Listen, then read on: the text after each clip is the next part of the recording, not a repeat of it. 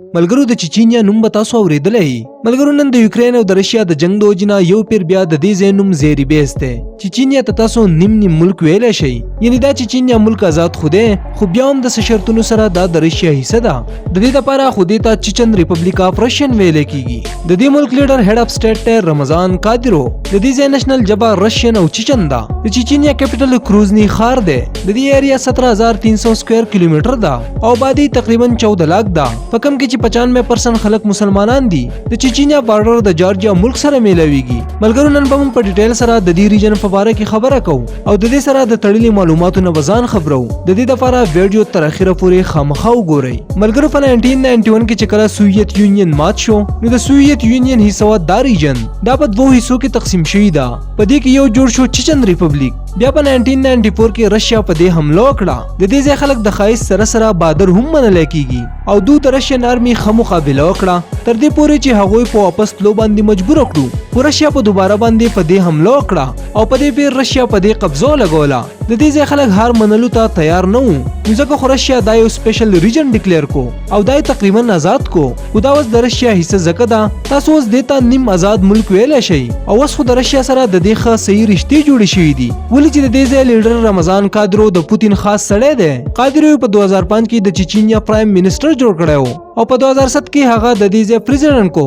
رمضان کادیرو د خپل خطرناک ملټری د وجې په ټوله دنیا کې پیژندل کیږي، کومه چې هغه په خپل تیار کړی ده. ولې چې لاول د چچینیا په ازادېدو کې د او د پلار کافي کردار وو. 15 لاک وړوکي غونډه آبادی والا دی ریجن د قادرو ویټس نومي فورس تیار کړی دی. د دې مطلب دی د قادرو فالور. په دې کې تقریبا 70,000 فوجیان دي کوم چې د رمضان قادرو په اشاره باندې کار کوي او د دې لپاره قادرو د دې علاقې د ټولنه طاقتور انسان جوړوي. د چچینیا او د روس لپاره دا فوج هر ټایم د جنگ کولو لپاره تیار اوسېږي. په وړوکي غونډه آبادی کې دومره غټ فوج د جوړولو د وجې نه قادرو د چچینیا ډیر طاقتور انسان جوړ شوی دی او د دې لپاره روس هم دوی ښه کافي سپورټ کوي، ځکه چې د وخت پر راتلو باندې د فوج استعمال هغه د خپلې فایدې لپاره وکړي. د دې لپاره روس قادرو له په چچینیا باندې په خپل حساب سره د رول کولو پرمیشن ورکوي او د روس د سیکولر آئین دلته هیڅ حیثیت نشته.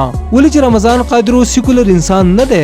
د یورپ په ملکونو کې په کم ځای کې چې د حجاب په پسرولو باندې بین لګولی و، د دې الټا په 2007 کې رمضان قادرو د چچینیا په ګورنمنت بلډینګ باندې په غیر د حجاب په پسرولو په ایټلی باندې بین لګولی و او دلته هغه شراب هم بین کوي، یعنی هغه ښه په ښکاره باندې د روس سیکولر آئین نه مني. ولې چې هغه یو صحیح مسلمان دی خو بیا هم پوتین هغه ښه سپورټ کوي او د دې وجه ده د هغه ملټري. ملګرو که د جغرافیې خبره وکړو نو د دې ریجن د غرونو په منځ کې موجود لیک کیزونو هم ډیر زیات ښکلی دی او د ټورست مرکز جوړ شوی دی او د دې سره سره د دې په کیپټل کروزنی کې موجود احمد قادرو جومات کم ته چې د چچینیا زړه ویلی کیږي ښه ډیر ښکلی دی. دا د ترکیې په ښار استنبول کې موجود سلطان احمد مسجد په ارکیټیکچر باندې جوړ شوی دی او په لیدو کې دا د هغې په شان ښکاري. دا د سونزا ریور په خوا کې جوړ شوی دی. د چچینیا په دارالخلافه کې پوتین ایوینیو جوړه شوې ده. دا ډیر ښکلی روډ دی کوم چې د پوتین په اعزاز کې هغې خلکو جوړ کړی دی. د دې نه دا معلومیږي چې دا خلک د پوتین دپاره څه نه کوي او د یوکرین سره د جنګ نښتو سره رشیا چچن آرمي هلته ډیپلای کړه. د دې ځای خلک ډیر نران منلی کیږي. د دې لپاره رشیا دې ریجن ته ازادي خو پوره ورکړې ده خو خپل کنټرول یې پې ضرور ساتلی دی چې د وخت په راتلو باندې د دې آرمي استعمال هغه د خپل مقصد دپاره وکړي. د چچینیا آرمي د یوکرین نماینده په سیریا او په جارجیا کې هم رشیا ډیپلای کړې وه.